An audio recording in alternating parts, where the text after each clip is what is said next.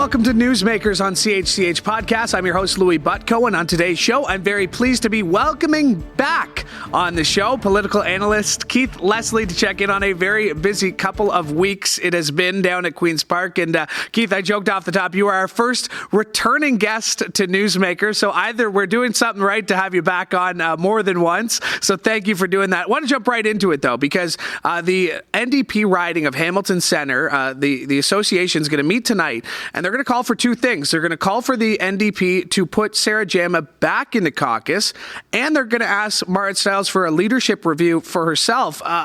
What do you make of this situation as it stands right now? I think it's unfortunate for the NDP and for Marit Stiles as the new leader to be, dealing with this issue at a time when the Ford government is clearly on the defensive on so many issues and really, should be the subject of a main attack by the official opposition.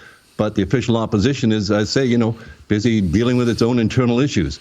To the point of your question, though, I think it would be wrong for the association, the local riding association, to call for a review of Stiles' leadership.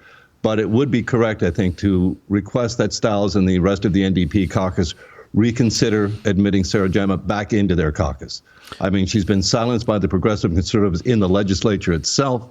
But, she was elected duly by the people of Hamilton Centre less than a year ago.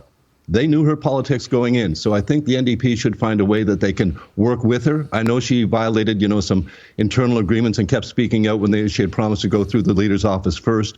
But, in the end, she's entitled to have her voice. She was elected to be able to have her say. So I think they should bring her back into caucus and then work with her to some degrees to see if they can get Premier Ford and the Conservative government to back down and actually let her have her voice in the legislature and speak in the legislature again. We've talked to some people about this issue and have talked about how this is the result of what happens, these calls for leadership reviews. This is what happens when you run unopposed and you're acclaimed as a leader. What do you think Marit Stiles is learning about this when it comes to her own leadership style? I trust the NDP aren't going to make a major change going into 2026. I don't know, but what do you think she has learned in the last year about this incident? That running unopposed did her no good. Didn't benefit her at all, and it didn't benefit the party. We see the Liberals having their leadership race right now. They've signed up 100,000 new members. I mean, that's huge for them. And it's because they've had a leadership race with 5 members going around the province, debating each other, generating some interest, generating new members. The NDP had none of that because Marit Stiles ran acclaimed. She just became the NDP leader. So I think there's still, to this day, a great many Ontarians waking up and, oh, she's the leader of the official opposition. If you're not in Hamilton and, you didn't know that Andrea Horwath became the mayor and is no longer the leader of the opposition, a lot of people, she just doesn't have the name recognition that the new Liberal leader, whoever it may be, and it looks like it's probably going to be Bonnie Crombie, is going to have far more name recognition than the NDP leader of the official opposition already has. Yeah. Where does she go from here? How does she move past this? Is it just as simple as putting Sarah Jama back into caucus? Because, if that happens, that's going to be a talking point for the PCs.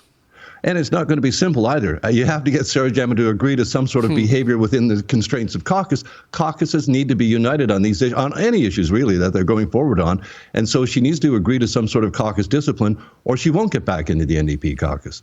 Where does Stiles go from here? How does she deal with it as leader? I think just to be a strong leader and, show some flexibility on the Jama case. But if Jama won't agree, as I say, to some strict rules about her behavior, quite frankly, and sticking to the caucus party line on issues, then she won't get back in. So this will, right now, Stiles has to be able to move past this as quickly as possible, especially when we've got, the Ford government under an RCMP investigation, all these other things, the injunction sought against the work at Ontario Place, trying to grind that to a halt right away. There's so much the government is on the defensive about, and yet we have the official opposition, as I say, tied up dealing with this same issue, which really, let's face it, has very, very little to do with Ontario politics. You mentioned it, Ontario Place for All, filing an injunction to stop construction at the Thermi Spa there at Ontario Place. How does the PCs sell this? How does Doug Ford's government sell this, knowing their reputation of the last few years? How do they really get people to buy into it, or is that too far gone? I think it's too far gone. I mean, right off the bat, as soon as we heard it was a 95-year lease to Therme, an Austrian spa company none of us had ever heard of before, for prime Toronto waterfront land, it immediately brought to mind, of course, the sale of Highway 407, or the 99-year lease of Highway 407, giving away billions of dollars in profits that the taxpayers would have had. Here we are, again, a 95-year secret lease. We don't know any of the details. We don't know where Therme is getting its funding. And this junction was filed because the government isn't agreeing to its own rules to hold an environmental assessment of the project. The government says, well, you know, that Therme is a private entity, so we did an environmental assessment of the parts that are public. Well, there's no way this Therme spa isn't part of the public project, because the government is dictating the lands. The government is building a $450 million parking garage for Therme. All of this. This is why the injunction is being filed now. They want to stop them from cutting down 850 trees that they're going to. They agreed they'll plant a few more on the roof of the new complex once they can. Once they get it's just insanity. How they expect to sell this to people? Well, there's zero transparency. We know very, very little about it. Is a spa company likely to last 95 years? I mean, it's just an astronomical suggestion. And of course, there's a lot of speculation that this whole thing with Therme is a front to get a casino on the waterfront. But all of it just smells to high heaven at this point. And I think for a great many people, I don't know how the Conservatives can stick to it without at least opening up and showing us the details of that contract. Well, the Auditor General will be conducting an audit on the moving of the Ontario Science Centre as well. Where do you think they'll be looking? What do you think is, follow the dirt, see where it goes? Where would they start, do you think? Well, I think they're going to start at this thing that I've just been mentioning. Can we have a look at that 95-year lease? Can we see the financing that's behind Therme? Where are they getting the money for this? And why is anyone thinking that it needs a 95-year lease? Yes, they're investing some money, but the amount of public money going into this to build a parking garage, when, as so many people have pointed out, across the street, just across Lakeshore Boulevard, at the CNE grounds, there's something like 6,000 parking spots already there. Moving the spa across the street to that location would be so much less destructive, especially to the West Island of Ontario Place.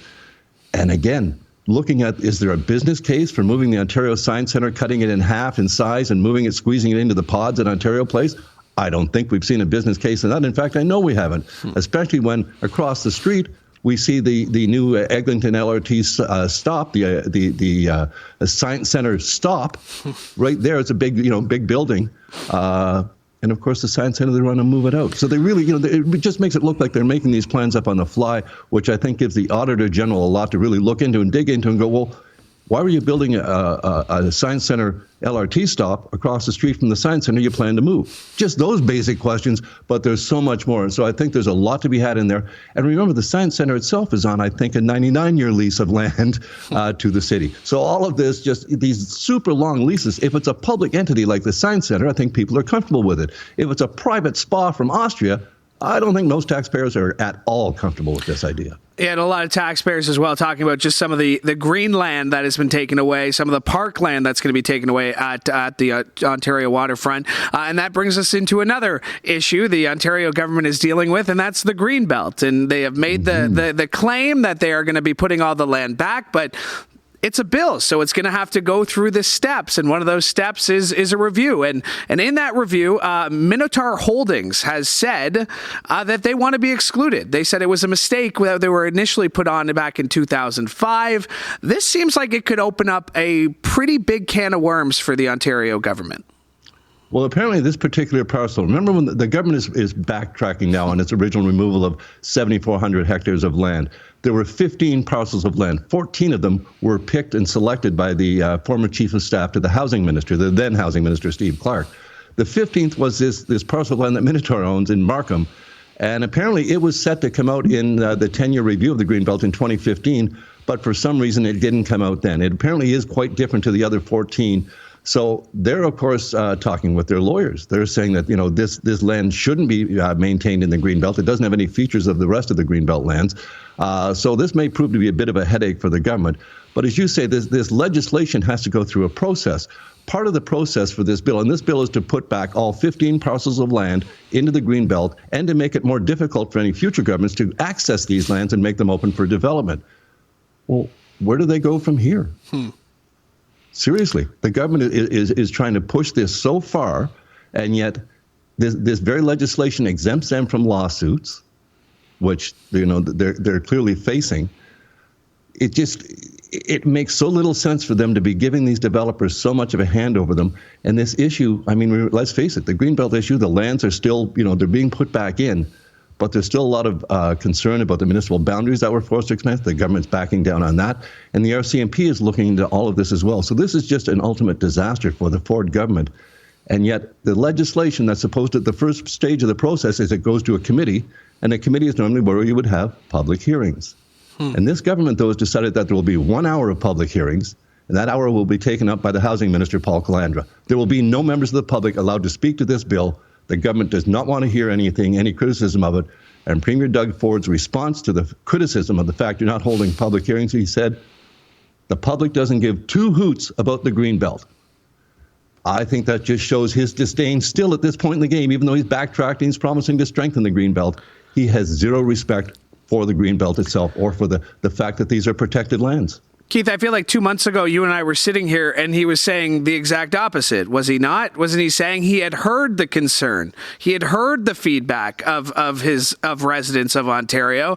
How does he get so quickly from, hey, you were right, we made a mistake, we screwed up, to nobody cares, actually? Like, how does he get to those 2 points in 2 months? I don't think he ever really was on side. He heard the people, but I don't think he really believed the people. I think Doug Ford firmly believes in the concept of landowner rights, quite frankly. And he thinks these landowners should be able to do whatever they want with their lands. And the idea of protecting them from development and protecting them, farmlands from being passed down through families unless they stay as a farm. He doesn't agree with this in his heart of hearts. And so that's when he, disdainfully just says the public doesn't give two hoots about this. Well, that, of course, is great for the people who are opposed to this, because it just fires them all up and say, we give more than two hoots about this. This is extremely serious to all of us. And didn't you just see this by having to back down so dramatically on your government's major housing priority? And what we've seen over basically is at least a year wasted in getting houses built. So in all of this, I mean, we spent the first most of this show talking about, issues that the Ford government is dealing with. Innovative Research on October 22nd says out of their sample of 1,300, 41% say they'd vote for the PCs again, 26 for the NDP, 25 for the Liberal. That's a plus 15 PCs. Abacus a week earlier says 40% would vote. That's a plus 16 for the PCs. This doesn't seem to be affecting them at all. Well, it did. I think what really affected most of the public, though, was the climb down on September 21st, the backtracking, where he came out in Niagara Falls with the whole of the cabinet standing behind him, all looking pretty glum, and saying, we made a mistake. I should have listened to you now. I'm hearing you now. We're going to put this all back. That they were down, as you say, like around 30% in the polls. That shot them right back up to 40%, which, as we all know in Ontario, is majority government territory. So the government has learned, and we've seen Premier Ford backtrack on other issues before. This one as well. He was warned many times that his policy was hurting people and benefiting others at the expense of the majority, and he just didn't seem to care. Now he has to care about it. But in the end, his beliefs are still the same. Want to talk about the Ontario Liberal leadership race. You mentioned it a little bit earlier. We were talking about Marit Stiles, but we've had 3 of the 4 candidates on this show. Bonnie Crombie has declined her invitation a few times by ignoring it, but we have talked to Ted Hsu and Nate Erskine-Smith and Yasir Naqvi. This weekend, obviously a big weekend for Ontario Liberals. How do you see this race shaking out? You mentioned Crombie looks like the favorite, but could you see it playing out in any other way? At this point, it seems that she's definitely, if there's going to be a first ballot victory, it's absolutely hers. And even for second or third ballot, I don't see any one of the other 3 coming up close to her. I think she'll get to that 50% plus 1 fairly quickly, if not exactly on the first ballot. I think we're seeing her run a front runner's campaign by not agreeing to be interviewed by you. I agree. Sort of par for the course. If you're out in front, don't sit down for these interviews. And I think that tells you she, A, does not need the media exposure, and B, does not want to be tripped up on anything. Not that you're trying to trip her up, but, if we don't need to go out in front of the media, we won't do it. And of course, we look back to Premier Ford for 2 elections in a row. Didn't even run a media campaign on his re-elections. He had if you wanted to follow him, you had to follow along in your own car. There was no media bus. So this is absolutely a front-runner's campaign. And I think, as I say, 100,000 new members for the Liberals, the New Democrats would kill for those kind of membership numbers. So I think what we're going to see as of, December 2nd, when a new Liberal leader is elected, all of a sudden we've got 2 viable alternative governments in waiting, not just the New Democrats, who quite frankly, held the official opposition status for 2 elections now and going into a third one in 2026. Will they be able to present themselves as much as an alternative government as the resurging Liberals will? It's a real question at this point, but at least there will be 2 alternative parties to Doug Ford at that point. But will they split the vote? Well, Ted Hsu is the only one who is currently an MPP. So what would the next steps be if it's not Ted Hsu? What would you expect the Liberals to do to get their leader out in front? Would you expect them to have somebody step down for a by-election right away, or do they go into 2026 without a seat? I think they either wait for a very safe riding. They don't do a John Tory and pick a couple ridings in which he can't win in. They wait for a very safe seat, or they wait until 2026 and just have that leader touring the province all the time, meeting with local media and meeting with local members of their party, just getting them, engaged. If you can get 100,000 signed up members, that means you can get volunteers to really be out working for your campaign. And to engage and motivate the volunteers, you have to get out and meet them. So in some ways, it's an advantage not to be in the legislature every day, but you don't get the publicity of the Toronto media focus that you get at Queen's Park. But you get a lot higher in the news when you go to the different local communities around the province and get yourself well known to people. So maybe if Bonnie Crombie wins next week, then she'll agree to do our little show here. Because I think it's important because, we talked about Marit Stiles and just how far 2026 is and how these issues are going to have to be coming up. And the RCMP investigation, a great example of there's nothing they can do about it. It's still going to be in the news until that's settled. But what do the Liberals do to get back in relevancy? You mentioned the 100,000 members. How do they use these next 2 years to position themselves? And we know that Doug Ford seems pretty scared that it was going to be Bonnie Crombie. He put out that release right away about how she's abandoning Mrs. Saga. How do you see the next 2 years playing out between these 3 parties here? Well, I think what we're going to see is the Liberals really rivaling the Conservatives to some degree in fundraising. And let's face it, when you're going into the election campaign in 2026, it's going to be about who has the most money to spend. The Ford Conservatives going for a third election, that's always a tough sell. 2 consecutive elections tends to be enough for most Ontarian voters. And we'll also have the likelihood, if we see in Ottawa that they elect a Conservative government there, Ontarians like to have a different government at Queen's Park than they see in Ottawa.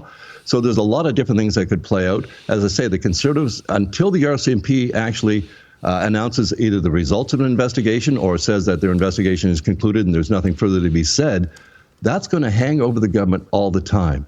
And at the same time, we also have the Auditor General looking into both Ontario Place and the Science Centre. There's so many investigations that are still going on, and when they can compel documents to be released, we find out more and more and more. So as we learned during the forced boundary expansion of municipalities, when we got to a couple of court cases in these, we started finding out about all these emails going directly from developers to the staff at the or to political staff of the Conservative government and getting the lands they want to remove. So is there more of this favoritism kind of thing going on? All of this is going to just hang over the government, as is the allegation of corruption, until the Mounties finally decide one way or the other if they're going forward. What do you think the first thing, and not to put you in this headspace, but what do you think the first thing Doug Ford thinks of when he wakes up? What if you were in his shoes and just looking at the landscape, what would concern you the most when you wake up?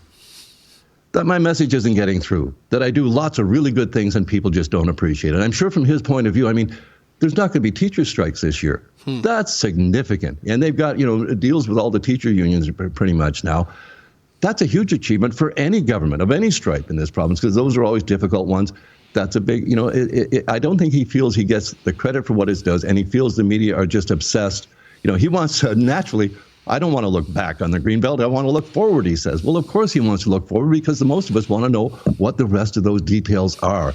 Just how bad was this? It smells really bad, this whole Greenbelt land selection. How bad was it? It cost you 2 cabinet ministers, 2 senior staff.